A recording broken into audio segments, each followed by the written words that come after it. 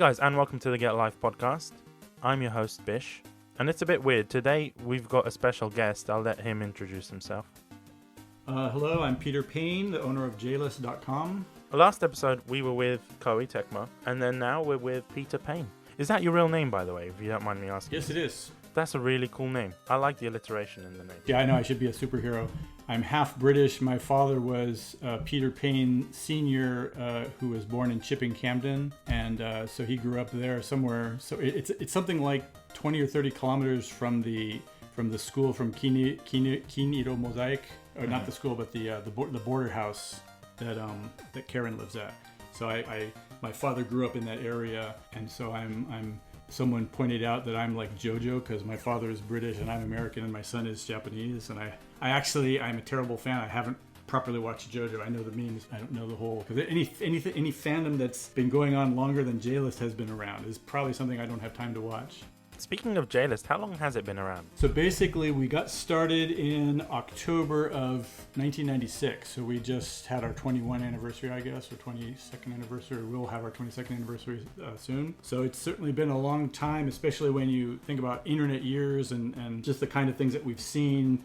Back then, you had, young people probably won't even know, but like web browsers came, and it was like everyone had the Mosaic browser, which was the first one, and then Netscape came along, and then Internet Explorer came along, and you had the browser wars, and you had computers that would crash because bad bits came in from a web browser, and that was all it took for your computer to crash. And so you just had to, you had all these special skills about how to debug your computer if it crashed because bad data came in from a website. It was definitely a very different time from now, and the idea of mobile didn't exist at all. It was just so, it was like 10 years before any kind of mobile computing would ever come along. My kids grew up with this thing called the internet, and kids today, it'll be even more. You'll grow up with like cell phones. My kids didn't have cell phones growing up, and now you've got cell phones, and you have like 5-year-olds will have a cell phone. It'll be like their cell phone. It'll have like service activated for it and stuff. So I mean, it's interesting. I'm sure it's all going to be okay in the end. People like to worry about this and that and the other thing because of technology. On the other hand, I mean, it's certainly been the changes I've gone through of having an 8-bit computer. My first computer was an Atari 400 that didn't even have a proper keyboard, and that was in 83, I think. And like the Mac came out a year later, but it was of course too expensive to buy when I was in high school. And computers and technology is a march from an expensive slow thing to a very, very inexpensive fast thing. And the idea that for a $2,500 computer in 1983 dollars of course is worth a lot more now, and yet the computer isn't $2,500, it's $800 or $500 or whatever. So it's amazing, and of course for a computer that's 25 times as fast and much smaller and much more capable and all these things. So I mean, it's been great. It's been a really fun thing to watch it all. Did you start the company in Japan, or you started it in the US? It was 1994, and I went home to just visit San Diego, and my friend said, hey, here's this cool thing called this web browser, and I started just getting into very nascent things like Usenet was a pretty early interesting part of the internet, where you had like a board dedicated to anime and a board dedicated to whatever, and so I'd get involved in that. And then slowly, like, people would ask me, hey, you're in Japan, can you go get this music CD for me? And I would go and learn where the music shops were. It was a time of very fertile, like everyone knew there was an energy in the world because of this ability to talk with people on the other side of the world. And then when Netscape, they did their IPO in 1984, and this was like the first time a company, kind of like Tesla now, where it wasn't profitable, it wasn't really going to be profitable any time, but it was so amazing and it was the future. So of course it had to be worth, X amount of money.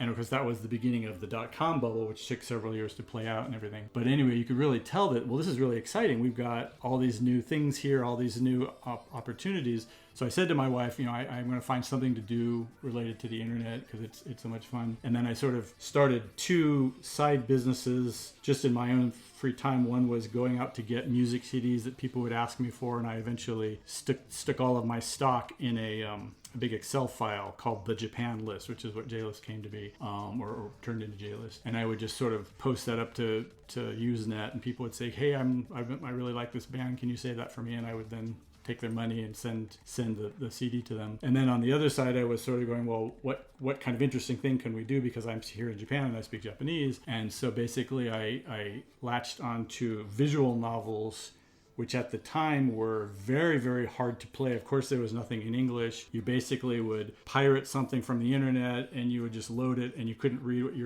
what was displayed on the screen, and you would just click, click, click until you saw boobs.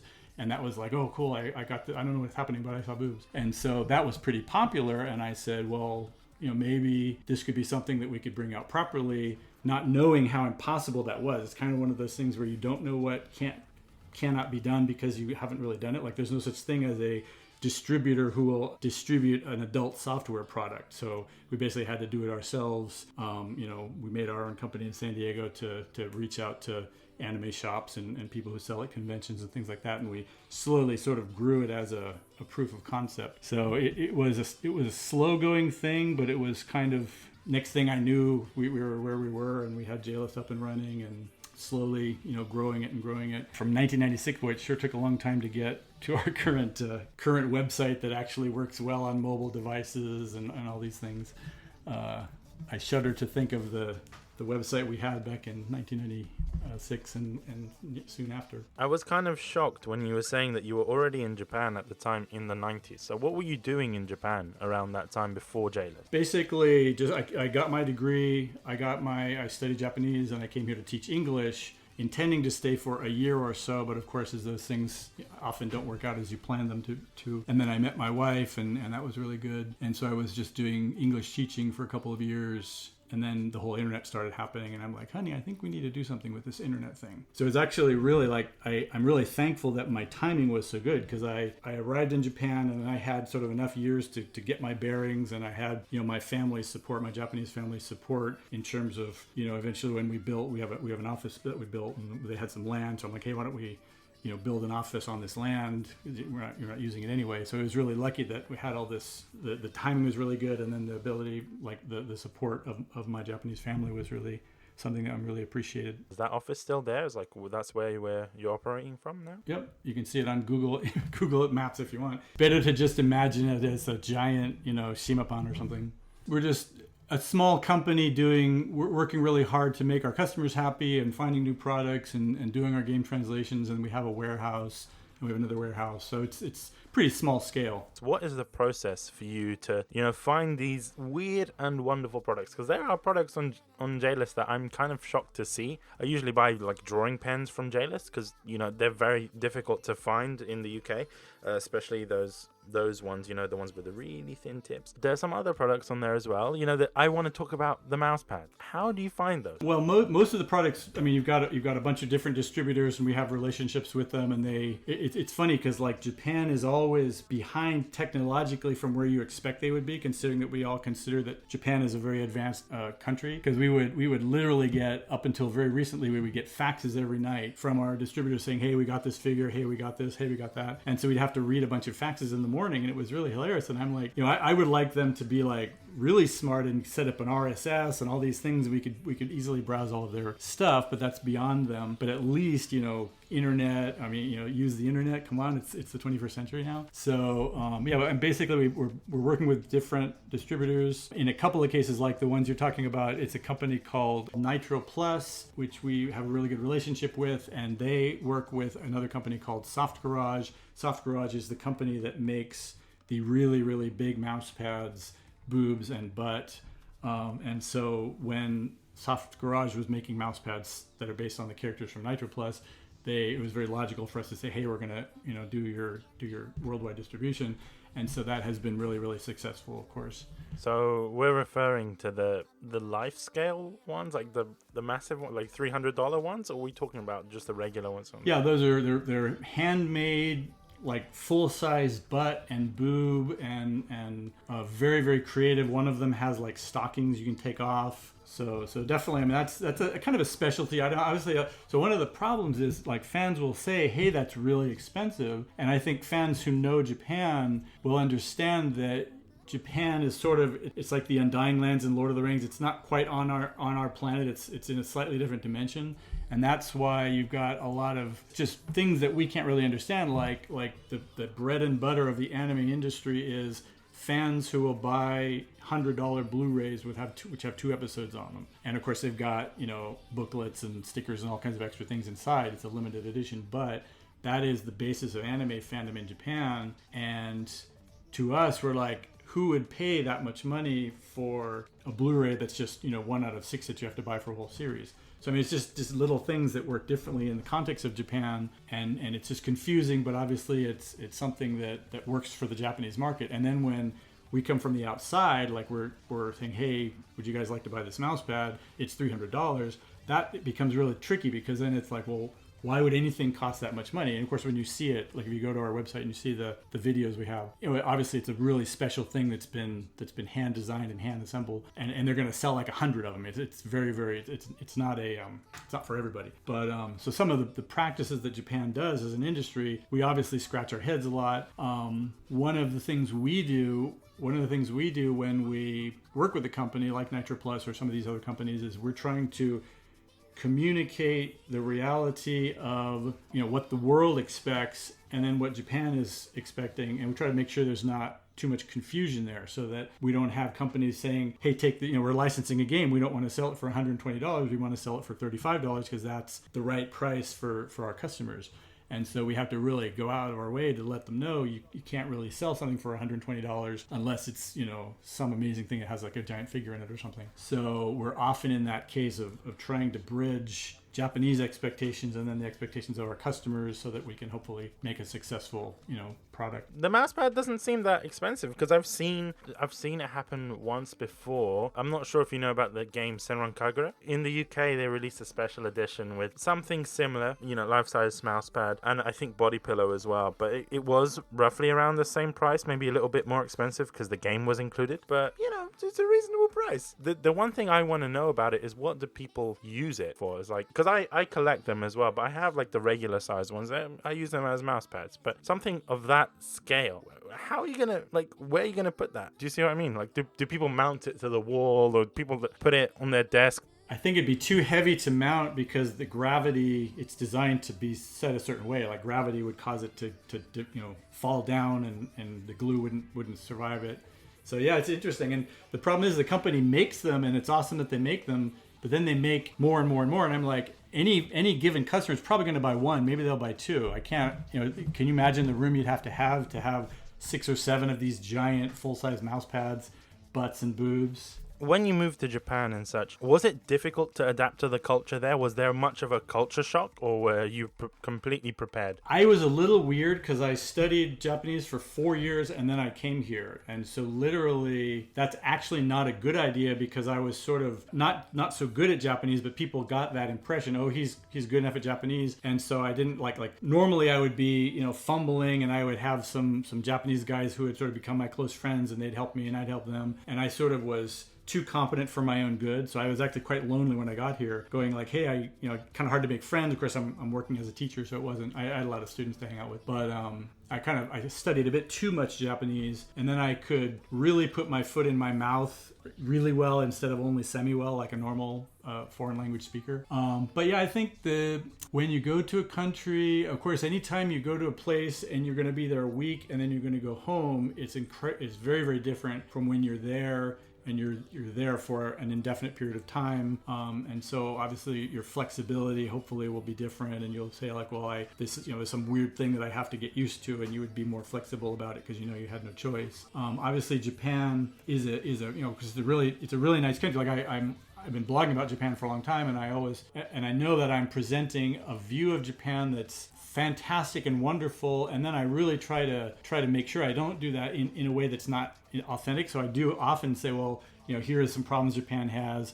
People think it's perfect. My house is a liquor store, among other things.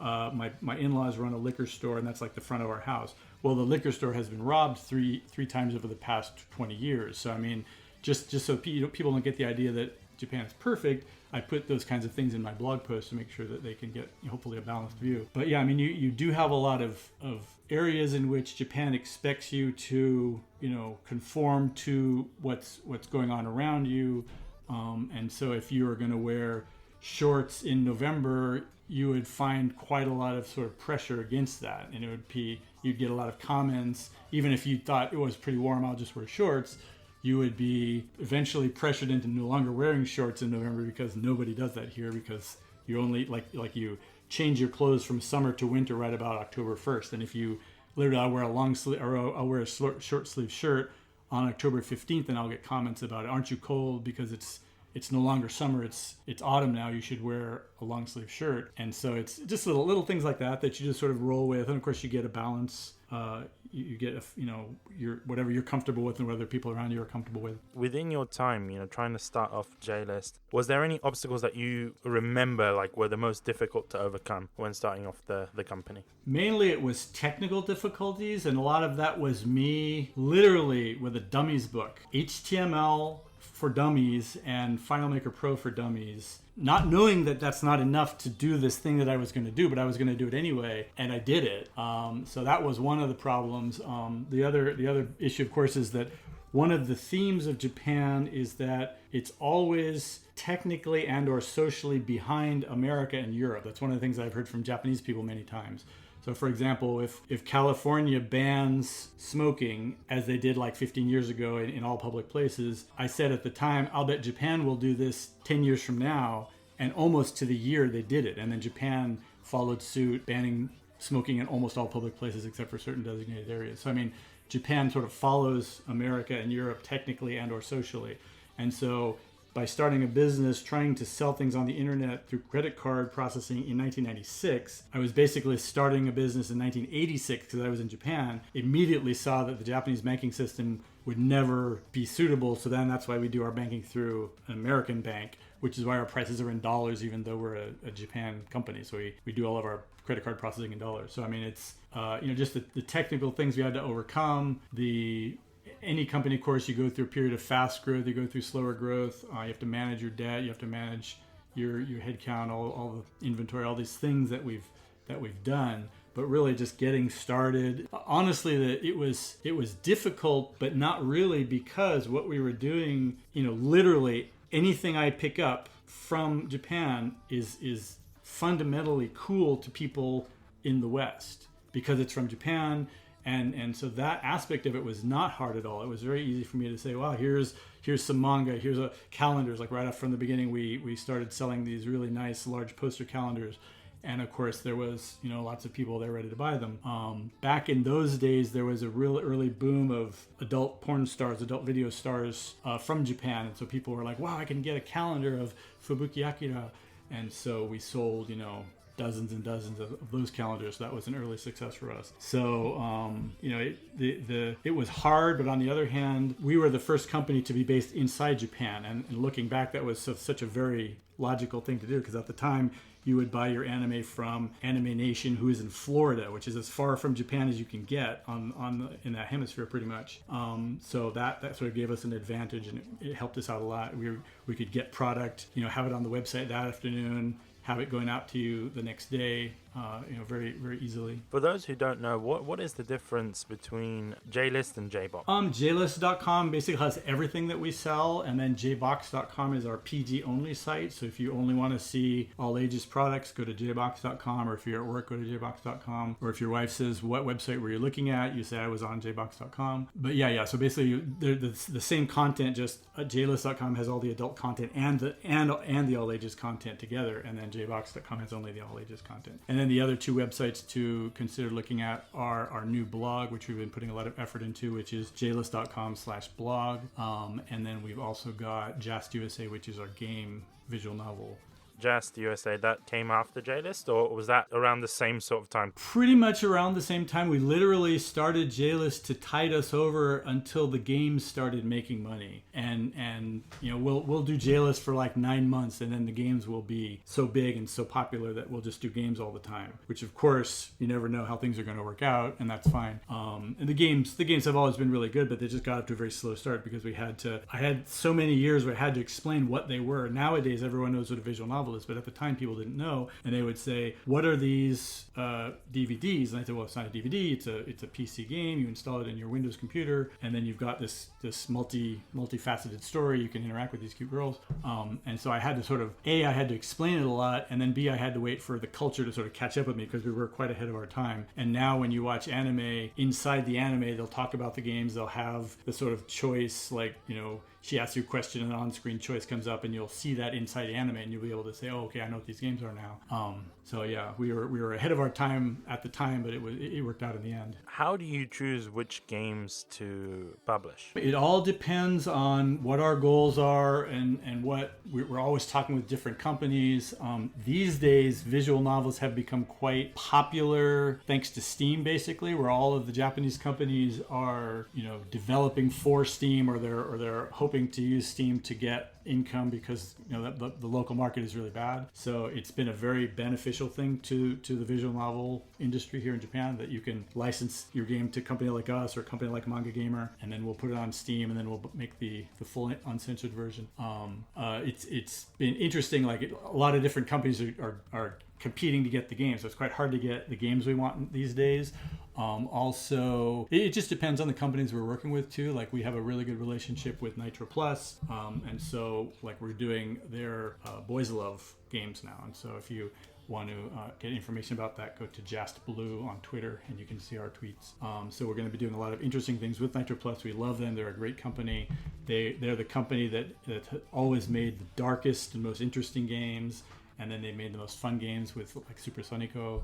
So, and they make a lot of really good quality anime series also. I've noticed that you guys sell import console games. There are some games that are available worldwide. Presuming, why are they on there? It seems a bit odd to me. The games that are available in English? Like, for example, you got the Attack on Titan game. That's a game that is in the US. And probably is our staff not knowing that is available. And like someone asked to get to carry the game, so we get a copy and we get, 2 copies. So, I mean, it's there might be fans who want to play it in Japanese. I don't know.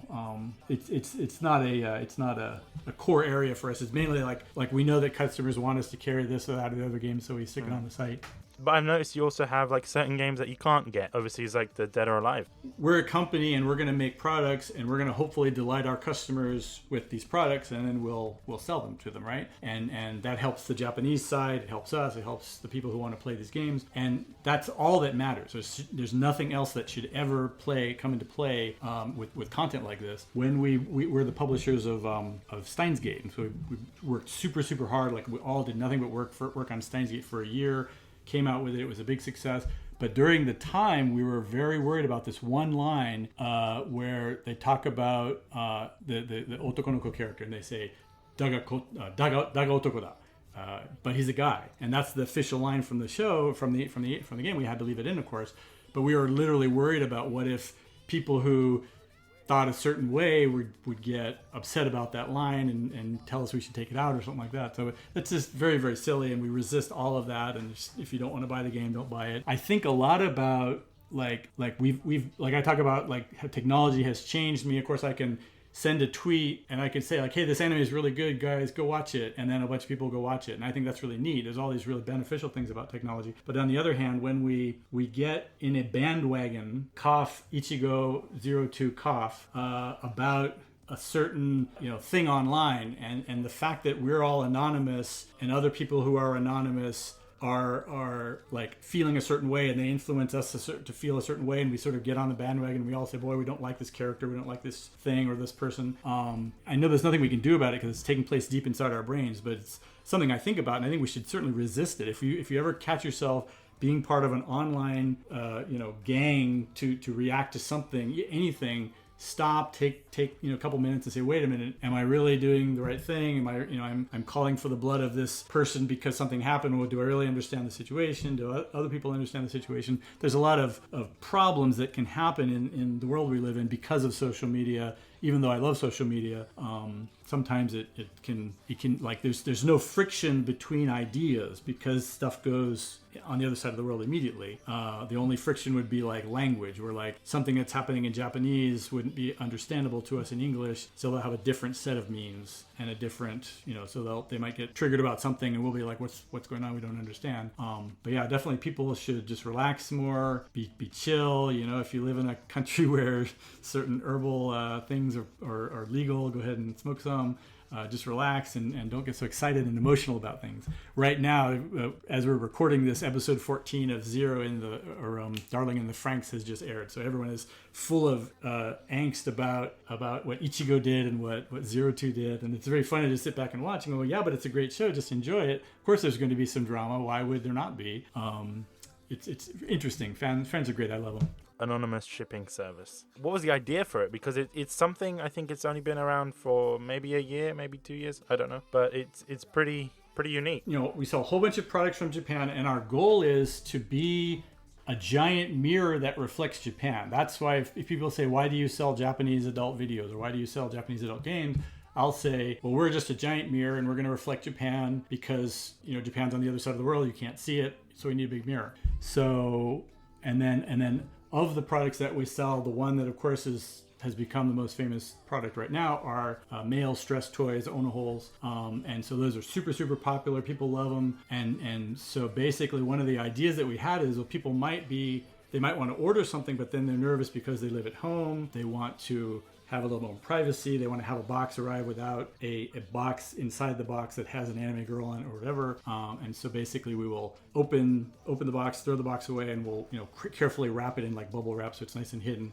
So now you have that option. And we just sort of did it as a throwaway idea. Well, it turned out to just be incredibly popular. So that's a nice thing to do for the world. Some people live in countries, I don't know about the UK, but like Canada is one country where you probably wouldn't want to order just any adult toy from Japan. You probably would be better off getting the package removed and this anonymous shipping service. And so yeah, I guess a lot of people agree with me because it's been quite popular. So I'm really wanting to know how that kind of gets through customs, because there has to be like a declaration. Like how does it go through? Like I think we just write generically like toy, and it's not wrong because it's a toy. It's just a general thing that's been around. It's not like it's a new thing at all. It's like a vibrator. It's just a thing that has been around since forever.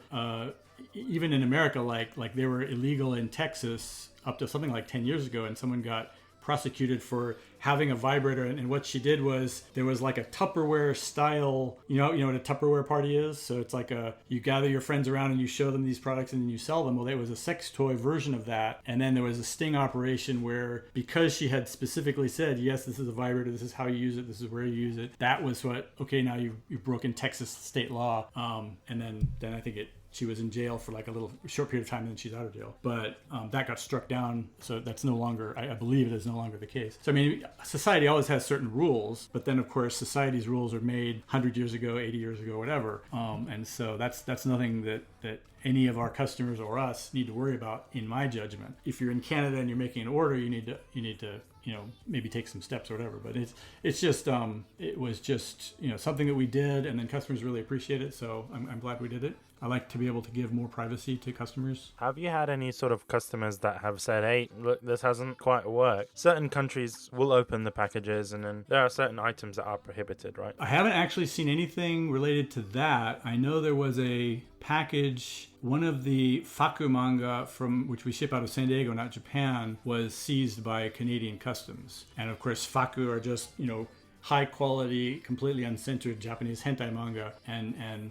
Canada, love Canada, it's a great country, but they have what I call it is trying to do the right thing by doing the wrong thing. They're like, well, we've got to protect our citizens from this terrible thing, which by the way could be downloaded in any web browser or phone literally in a second. So I mean, it's you're not really doing anything but sort of being the man and being like the stern guardian at the gate that's gonna keep people worried. It's just the manga got seized, and the guy put it out on Twitter, and everyone was sort of commenting on it, and I was commenting too. It's a rare thing, but basically Canada does not like Japanese manga. If it was a porn manga from the West, they wouldn't view it that way. So it's definitely what I believe it's a bias. It's certainly not good to view, well, this is from Japan, therefore you're not judging calmly. You're saying, oh, this is from Japan, put it in the bin. We're gonna seize it because it's from Japan and it's porn. I don't think that's reasonable in a country that's so liberal. It's very funny. Like, often a country will be very free-minded and they'll go so far in one direction and they go back to the other direction, and then there's Saudi Arabia. And me looking from Japan, I'm just going, okay, whatever. It's up. You guys do whatever you want. And if there's something that we shouldn't send to that country, we're not going to send it. Like, we don't send manga from Japan. We don't send it to Canada. You kind of wonder, like, if an adult wants to read something that has nudity and he's an adult and the book is not in an area that it really shouldn't, that's a big problem, that is something that society should just say, cool, do whatever you want. As we all agree, I assume. That's quite interesting. I didn't know about Canada. Back when we would send manga and they would be seized, they would say, this is seized because it has bondage. And I'll say, well, I know you guys don't read Japanese, but there's no bondage in this book. It's just a normal book, very vanilla. Maybe you could not just, it's just a, like, every country has something that defines that country that's a little weird. America has many of those little things that other countries probably go, you guys are doing what you do again. I'm sure in the UK you've got certain things that other countries just go, wow, that's, it doesn't matter. It's people from the UK do that, or they, there's little sort of social or national things that define you. And that's sort of one of the things from my position as the owner of JList, that's one of the things about Canada, is that the professionals who do nothing but work in the postal service or work in the customs service, and they have to justify their existence. And in the UK, it's my understanding that they justify their existence by taxing everything that comes in, even though there's not particularly any reason to do that. Why would you tax a Totoro plush toy coming in from Japan? Is that to protect the domestic British Totoro plush toy industry? Well, there isn't such a thing. So it's just there because they can do it and they need to do it in order to justify their own salaries and so it's very silly, and every country will do a different thing for a different reason. It's like taxation. Obviously the UK has a certain approach to taxation. America has a different approach to taxation. It's all just things that define us, and then whether or not you agree or disagree, you just sort of go, okay, that's what they do in the UK, that's what they do over in Germany. And because you're shipping worldwide, how do you deal with all of these little nuances from country to country? If it's going to Germany, certain items can't be shipped, so we just don't ship them, and we don't sell, we refund the customer. I think they have an issue in Germany with like personal lotion has to be it's like treated as a medical thing, so you can't just ship it in, so we don't ship that. Just a little bunch of lists like that. But in general, people don't care that much is my view, based on the number of problems that I hear about, which is almost nothing. You have certain subscription boxes. There's one, I think, that's for like hentai goods, and then you also have the snack. Where did those kind of ideas come from? I think the snack thing came along like 3 or 4 years ago. We actually thought we were late to the party, and we started it up in, I think, 2015, and that's been really good. It's been really nice, so we can just plan out, okay, we're going to sell 80 boxes of snacks, and then we need to get 16 boxes of this, 18 boxes of this, and so we can assemble them. The hard part is when we're assembling the snacks and we're hungry and it's late at night and we want to eat the snacks, but we can't because we have to put them in the boxes. That's a big challenge. Well, it's funny because we get orders that couldn't be delivered for some reason, so we get them back here, and then we've got these things that, of course, we can't then resell to new customers, so we've got all these returned snacks. We're like, that's pretty good. I want to eat that, So we're well supplied with Japanese snacks. So out of all of the Japanese snacks, what is your favorite? I love the Kit Kats. There's just all these different flavors of Kit Kat, green tea. Right now on this site, although the chocolate will be going away in the summer, we basically can't stock chocolate because it melts because it gets too hot. So, but there's a like limited set of Kit Kats, one from East Japan, one from West Japan, and so they have like this flavor from Nagoya, this flavor from Tokyo, this flavor from Kyoto, and that's just amazing.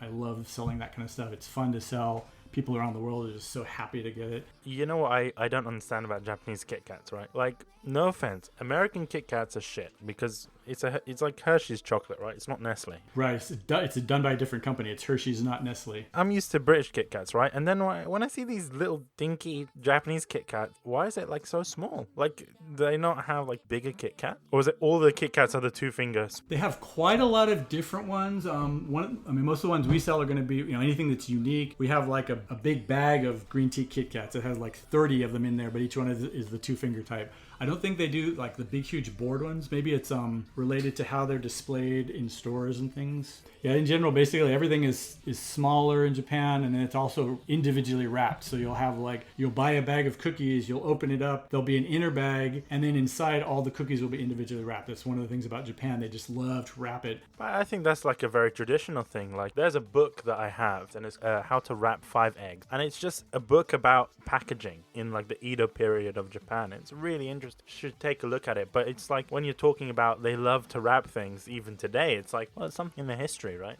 What's your favorite flavor of Kit Kat? Because for me, it's wasabi. Wasabi is good. I just like the green tea Kit Kats. I'll freeze a bag in the winter or in the summer, and I've got a bag of Kit Kats. I can grab 2 and have a cup of tea with it. Considering you've been living in Japan for a long time, is there anything that you miss from the States? I'm lucky because I've sort of got everything I could ever want. I live in Japan, but I go back to the U.S. for like 2 months in the summer. So anything I need to buy, I've got I always buy Mexican food. I buy tacos. I buy like the powder salsas and like gravy sauce, things like that. All these things that they wouldn't be the same if they had them here, or they would be expensive. So it's really, really nice. I get that nice trip home, and I can have Mexican food, and I can have margaritas and all these things, and then I can come back here and live in Japan. So I pretty much have everything I need. I keep on going back to Swaps, aka Jake, because he's a Brit. I'm feeling for his well-being. There's going to be a lot of things that he might miss. So basically, yeah, I mean, Jake has been a great friend for a long time. So he just sort of started his adventure of living in Japan. I think, it's going to be different.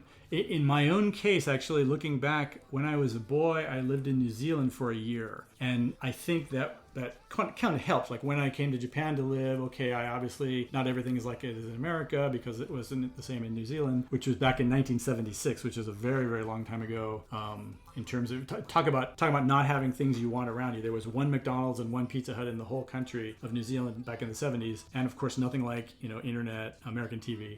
Anyway, so I think Jake is going to be on a very interesting journey and really, really fun. I mean, it's really great to get used to a new place, and I think he'll do fine. He needs to study Japanese though.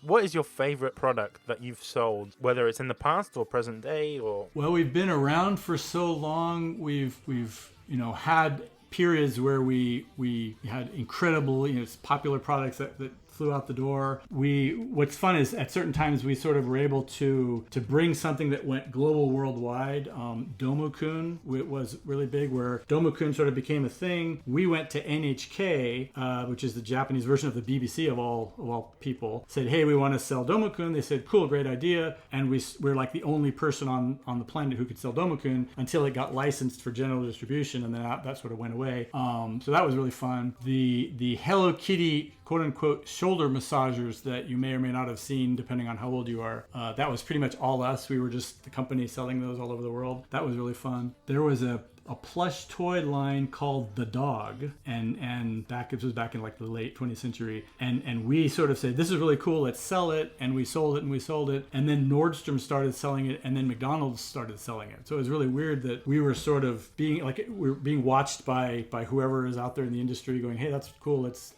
so it's just kind of interesting to have to be able to say we pulled this product and it became a big thing, and that was us in the beginning. But in general, we're just an anime shop selling various stuff, and having fun and chatting with our people on Twitter and whatnot. On the flip side, what's the weirdest thing that you've sold? Weirdest thing? If you go to our blog, I do reviews of the male stress toys that we sell, and no, I don't use them all. But I recently did a review basically saying what is the weirdest toys we've ever sold, and I sort of put out some weird things out there, and anything that weird doesn't last very long, so it sort of comes and goes in like 2 or 3 weeks, but just leave a weird impression, like what are the Japanese thinking sometimes. So we'll look at that blog post. I'll link it in the description. The toilet one. the Onohole that's a toilet. They're like, what? They're creative. It's a toilet. But why would you want that? Because there's a Japanese word, nikubenki, which means flesh toilet, which is it's a not very kind word for a female who's providing sexual services. So they said, let's make an onohole of that, and it was not a good idea. It was like, okay, whatever. And yet you decided to sell it. Well, actually, our buyer bought it based on the front image because he didn't know what it was. So we're like, okay, what do we do with this? Well, we'll do a blog post and we'll go the other direction and make it enjoy how as weird as. And I did some links about like other weird things that we've sold over the years. Like there was an ear on a hole. Huh? There was an ear on a hole. Yeah, okay. Doesn't make any sense. No, it doesn't. Why not? Like these things now, they just seem like memes. Like they're just too. Yeah. We'll do one more serious question, and then we'll go on to our like dumb questions. You have your mascot, Megumi. What was the kind of design inspiration? Why do you need a mascot? Like that's another thing that I wanted to ask. Well, we just basically wanted to have a mascot, and so one of the things we did before, or really at the same time as we were doing our very first visual novels, back in the day when the internet was very slow and all that stuff, we would go to company or you go to artist circles at the comic market, and they would be like distributing their CG works on a floppy disk or on a CD-ROM or whatever. And then if we found an artist we liked, we would say, hey, that's pretty cool. We would like to do a worldwide version or an English version of that. And so several of the first things that we released were image collections and or simple animations. And there was actually a time when you would go out and buy a CD-ROM of that, which you wouldn't do now. You just look it up on some image board. But anyway, so one of the artists that we were working with at the time did a series called The Borderline, and we published his art, and we said, hey, we like your art, could you please make a character for us? And that was basically what he did. And our character is named Megumi, which is the name of a girl I used to date before I met my wife, so don't tell my wife. Hopefully she's not listening to this. She's not a very technically inclined person. She will put sticky notes on her screen of her computer. I say, dear, you've got a Stickies app. You could do that all, inside your computer. And she's like, no, it's okay. I don't know what to say to that. That's kind of endearing. Oh yeah, she's sweet. I did not expect that would be your answer in terms of the. And she still has a cell phone from 2008 or something. So it's the kind that you unclasp and then you can do like very simple emails. And she's not going to get a smartphone. Why would she do that? But she's okay with like living in the past. But you've mentioned that Japan lives in the past, right? In terms of.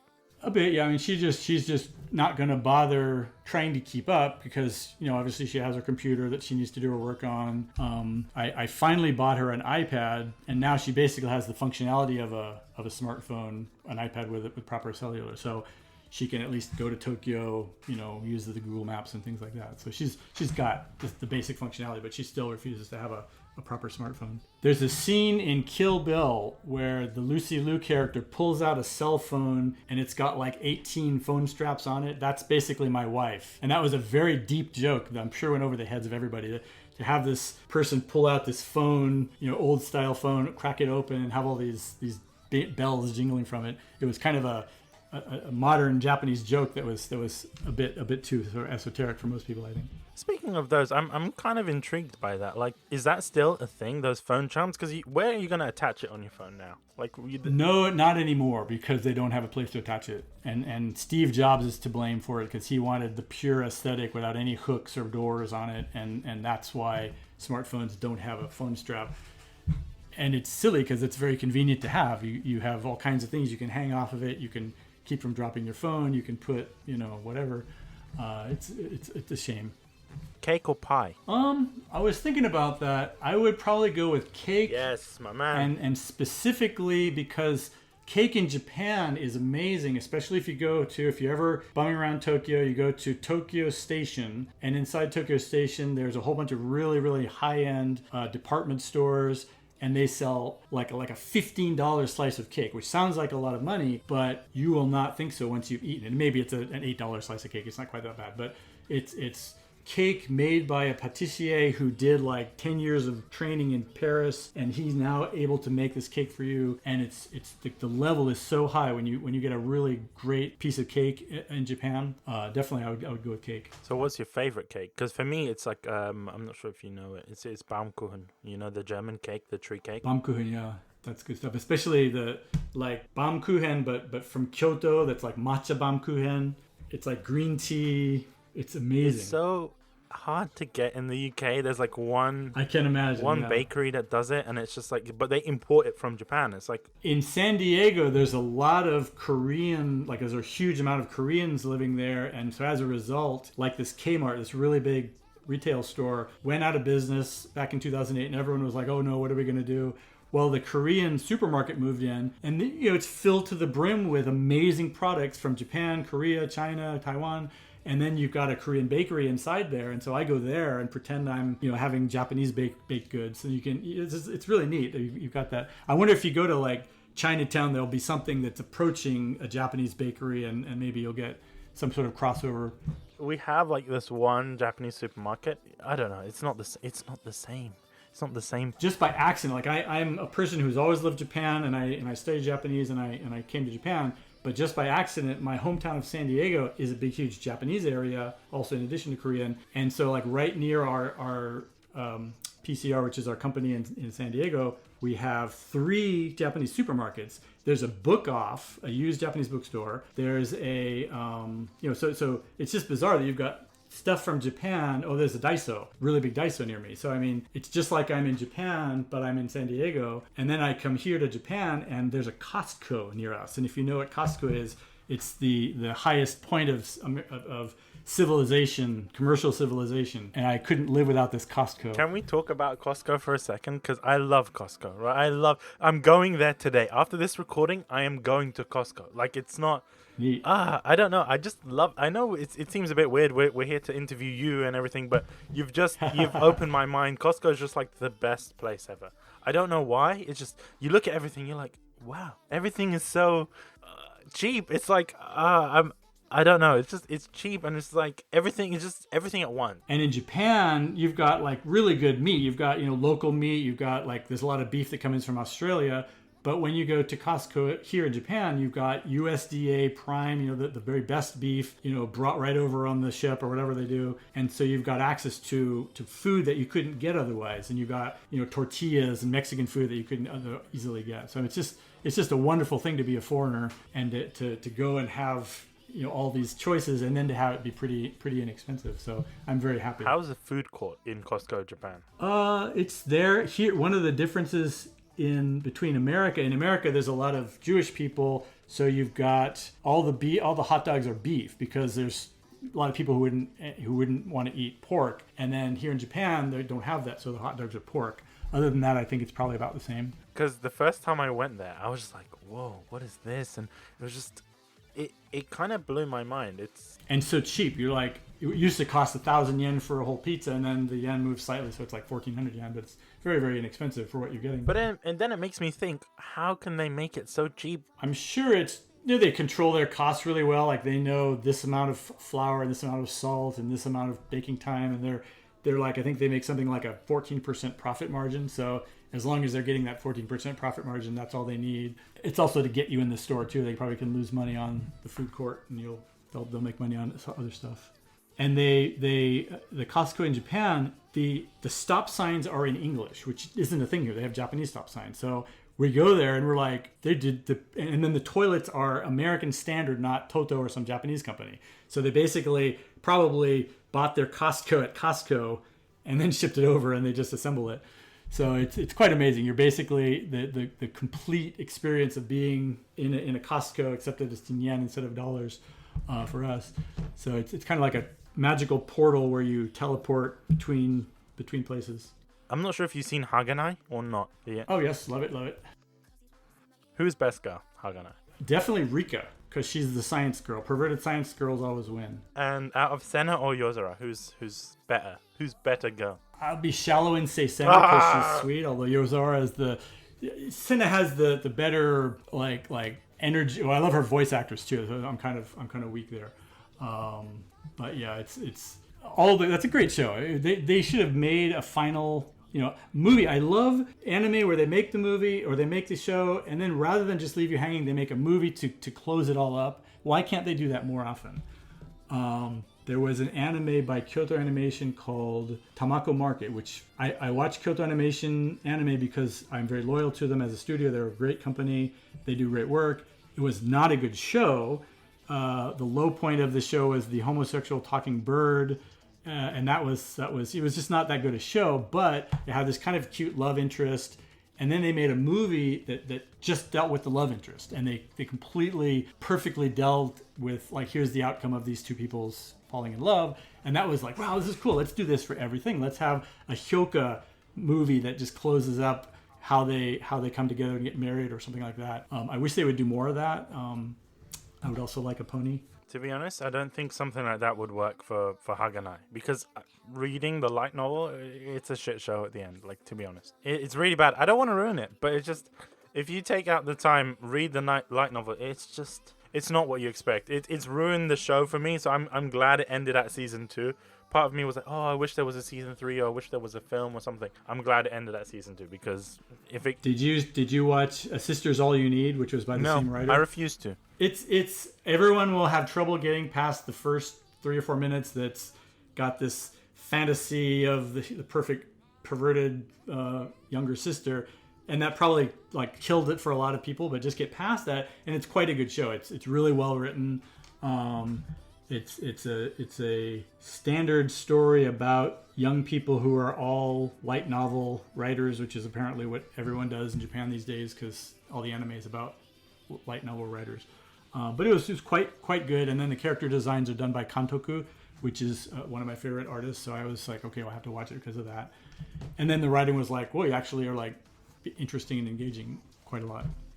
The reason that I'm refusing to watch that show is not because of the show or its content or anything like that. I can respect it as an anime. It's just the fact that the creator of Haganai rushed the ending of Haganai so he can work on this. Do you see what I mean? Oh, really? I didn't yeah. know So that. that's I have just a grudge against it, because I'm like, this is why.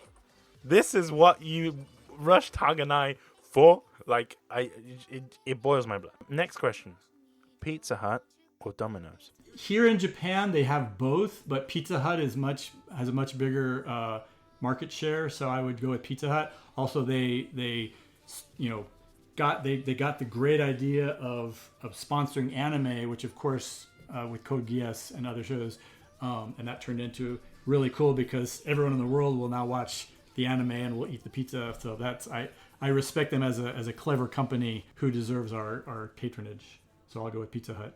Your answers are disappointing me today, Peter. To be honest. Really? I thought you were going to say yours. Is Domino's bigger there? It's not the fact that Domino's is bigger. It's just I don't like Pizza Hut. Like, in the UK, Pizza Hut is so soggy and it's like it's nasty. And the Domino's is much better. I haven't had pizza in like 4 years because I went on a diet, and I'm just like, okay, that's it. No more pizza. Things like food. Once you start, there's a really cool app for any OS called MyFitnessPal, and you can enter in, okay, I ate this hot dog at Costco or whatever, and then it tells you what the calories. Well, you just ate 50% of your fat content today. Well, lovely. So once you sort of know that, it's very easy to say, okay, I don't need this anymore. I don't need that anymore. So I really haven't. I eat pizza very, very infrequently, unless we're doing something like inventory day and we get pizza for everybody and I have a slice. But I've been trying to be healthier. It's kind of hard when you do, obviously social media is a sedimentary thing. You're doing Twitter, Facebook, writing descriptions, doing blogging. It's not something you do while you're out and active. So it's a constant battle. The main reason, I'm not sure if you've seen the previous episodes of the podcast, but I asked them, is there any questions that you would like to ask Peter today? And then these are the questions they came up with. Cake or pie, Seno Yozura, Pizza Hut or Domino's. You know why? Because I have I won one out of the 3 questions, right? Because I said cake. They were all like, oh, pie. Because, I don't know. I don't get what's the obsession with pie. It's not. I could make a cream pie joke, but I won't. It's so funny because I'm actually a shy person, and then the things I post on social media, and everyone just sort of goes, "Yeah, we're all having fun on social media." And I'm like, shit, I would never make these comments in life to a physical person. And I'm famous for having fetishes, and I don't really have fetishes. Obviously, there's certain things I think are cool, but I love well-drawn anything. So if there's a well-drawn foot, okay, I'm going to post that. And then because of the ease of searching on the internet, I can find like 8 pictures in a row that are that good. So I'll grab them all, stick the source, grab the source so I can post it. And then, here's 4 pictures of the nape of a girl's neck, because that's potentially quite cool depending on how it's drawn. Or here's, a girl, and there's like an endless number of little fetishes in Japan. Like there's something called pie slash, pie meaning like pie the number, but it's a girl walking with like a bag and the strap is going between her breasts. That's called pie slash.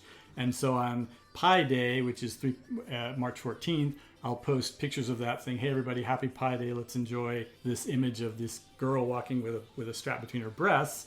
And then I'm like the biggest pervert on the internet. Anyway. People think the same thing about me. I'm not sure if you've seen the anime Chunibyo. There's a character called Rika, and she's like not jumping. She's going from the roof or something to the ground, and then the main character is like, holding her feet. And I'm like, that's a beautiful scene. And then everyone accused me, like, oh, Bish has a foot fetish. And I'm like, hey, guys, I don't have foot fetish. I appreciated that scene because it was just beautiful. But no one understands. Oh, that was the greatest scene, yeah. And he catches her, and she's like, Yuta. Exactly. That was a good scene, but then everyone just focused on that bit, and it's like that is such a great show, and I'm so triggered that they made a second season. I have so many issues with that because you have really the most perfect 12 episodes, beginning, meeting, growing the story, and then the characters are like, oh wait, I'm being really childish. I'm going to grow up now, and then Sanae takes off her twin tails, and she has like straight hair, and she's like, well, I'm going to be grown up now, and I'm going to call you senpai. And then they undo it all in season 2 because they want to make money, which I understand. But I pretend that only season 1 of that show exists, and I warn people, don't watch season 2, don't watch the movie, just watch season 1. It's perfect. You don't need anything else.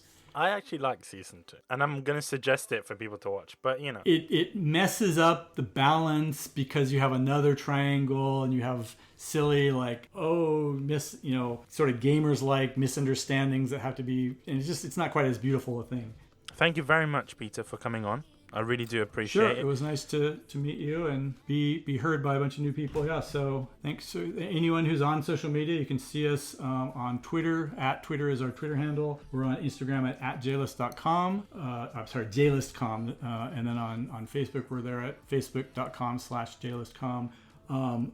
The talking about mini rants, obviously Facebook and Instagram are being undergoing some changes recently in light of the various issues they've been going through, but they're a lot less fun for an anime sort of as a place to hang out and talk about anime without limitations. So if you're on all of these or some of these, Twitter is probably the best place to hang out with us if you're on Twitter, because we don't have to worry about we got a 30-day ban from Facebook for like too sexually suggestive subtitles in a non-hentai anime. And I'm like, I don't think English subtitles in an anime screenshot is the same as, like porn. If we posted porn, that would be a big problem. But I kind of wonder if Facebook and Instagram are that good a place for anime fans to be hanging out in. I don't know. But anyway, we're on all 3 platforms. Also, you guys can check them out on their website. Buy stuff from their website, guys. Like it's a no-brainer. Like, I buy stuff from there. We'll do a coupon. I'll work with the guys, and we'll make some coupon for your listeners. So we'll have some cool coupon for them. Well, if you're interested in anime and Japanese culture and all this kind of stuff, even hentai and stuff, go there and buy everything on the shop. I recommend buying those Oppai mouse pads. If you listen to the podcast and if you're a big fan of me, go buy those Oppai mouse pads, the $300 ones, because they're awesome. Think of the Oppai. I want to give thanks to Jake as well, because without him, I don't think this episode would exist. So thank you very much Thank you, Jake. Finally, I also wanted to thank Kevin and Joe. They're my guys. Especially Kevin, because I always have this joke with Kevin, because he's Canadian, right? And I've never understood why he was like, no, don't send me anything like that. And I always joke around with him. Basically. And today you've made me understand why I shouldn't be sending him hentai or sending him mouse pads or anything like that, because I always joke around with it. I said, I'm going to get you that. It's sad. Hopefully Canada will see the error of its ways. People ask me, hey, would you come to a Canadian anime convention? I'm like, what am I going to sell? I have to leave it all behind, or I don't have to, but I wouldn't be comfortable bringing a trailer full of hentai into Canada. I'm not going to do that. Have you ever been to a UK convention? Have not, but I would like to go sometime. I'm sure at sometime in the future we'll come just as guests to do panels or something like that. It would certainly be a lot of fun. I hope you guys have enjoyed this episode. Thank you once again for everyone who has worked hard to make this episode possible. And hope you guys enjoyed this. Bye. Bye-bye.